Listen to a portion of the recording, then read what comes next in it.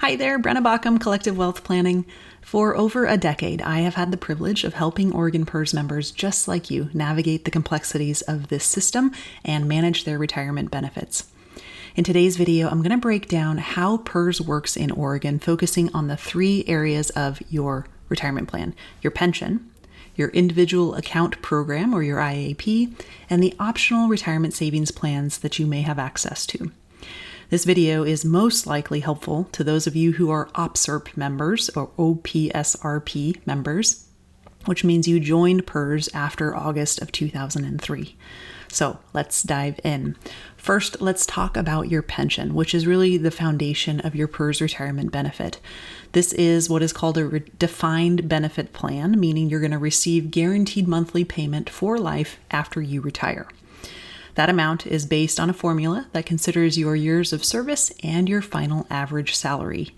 So for general service members, the formula is 1.5% of your final average salary multiplied by your years of service. For example, if you worked for 20 years and your final average salary was $60,000, your annual pension benefit would be $18,000 a year, or $1,500 per month for life. For police and fire members, the percentage is 1.8%. So to earn this benefit, you have to be vested. That happens after 5 years of service or upon reaching age 65 while working in a PERS-covered pension. If you retire before your normal retirement age, so maybe 55, your benefits are going to be reduced, but you still have access to this valuable source of lifetime income. Now let's shift to the individual account program, or the IAP, which is another cornerstone of how PERS works in Oregon. The IAP is a defined contribution plan that complements your pension. So each month, 6% of your salary is contributed to your IAP. Sometimes that 6% comes from you, sometimes it comes from your employer. The IAP funds are invested through the Oregon State Treasury, primarily in target retirement-based funds, which are based on your birth year. And these are funds that are designed to balance growth and risk and become a bit more conservative as you near retirement.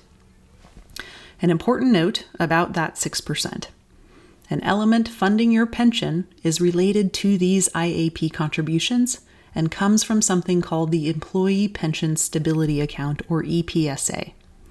If you're an OPSRP member earning over $3,700 per month, at least in this year in 2025, a small portion, 0.75% of your mandatory 6% contribution to the IAP will be redirected to your EPSA. Is this enough acronyms for you? So how come? Why is this happening?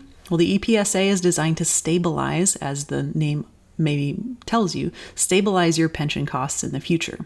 So these funds are set aside for your benefit and they earn interest over time. So while this redirection slightly reduces the growth of your IAP, the EPSA ensures your pension is well supported. And hearing that and seeing that on your paycheck or within your IAP statement might have you feeling a little bit anxious about how secure this pension program is. The good news is that the Oregon Public Employee Retirement Fund, or OPSRP, is one of the largest public employee pension funds in the country, which manages nearly $100 billion in assets. It's carefully invested, it's monitored to ensure that those funds are there when you need them. Plus, thanks to some legal protections upheld by the Oregon Supreme Court, these benefits you've earned cannot be taken away or reduced retroactively. Okay, back to the IAP. When you retire, you're going to have three options for accessing your IAP. You can take it in a lump sum if you need the immediate access to the funds. Of course, that's going to be taxable. You can roll it over into another retirement account like an IRA, which offers some flexibility and control.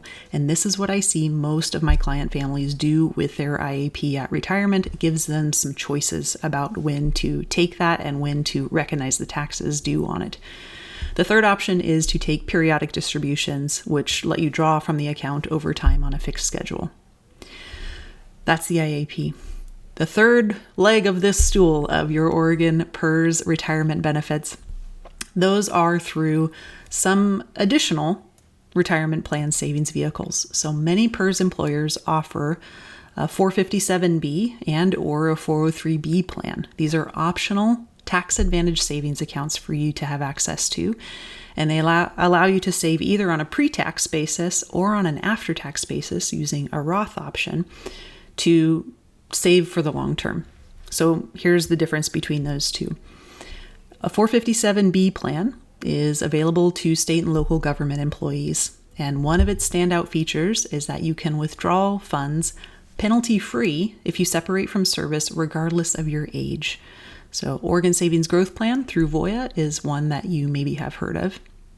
A 403B plan, on the other hand, is available most often to public school employees, and it offers some similar tax advantages, but early withdrawals before 59 and a half come with some penalties unless there's some exceptions that apply. Some of the custodians I've seen for that include Fidelity, TIAA, CREF, Equitable, that you might see and that your HR department offers. So be in touch with them for the specifics of that. The contribution limits to these retirement vehicles are generous. So in 2025, you can contribute up to $23,500 per year to each plan. So if you have access to both plans, you could even hypothetically max them both out with an additional catch-up contribution if you're over 50, and even more if you're between the ages of 60 and 63, thanks to a new provision from the Secure Act 2.0. That was a lot, so let's recap real quick. There are 3 elements to how PERS works in Oregon. You have your pension, providing lifetime guaranteed income. Your IAP, it's a flexible pre-tax savings account that grows alongside your pension. And then you have the optional plans like the 457B or the 403B. So these let you save even more and make sure that you have a secure retirement. Above all, I really encourage you to stay informed about these benefits and how they work together. That is the best way to maximize your long-term plan. If you have questions, you want a thought partner in putting a plan together that shows how all of these pieces work in your unique situation, please feel free to reach out. You can find a full blog below with a lot more detail than I went into in this video. Thanks for watching.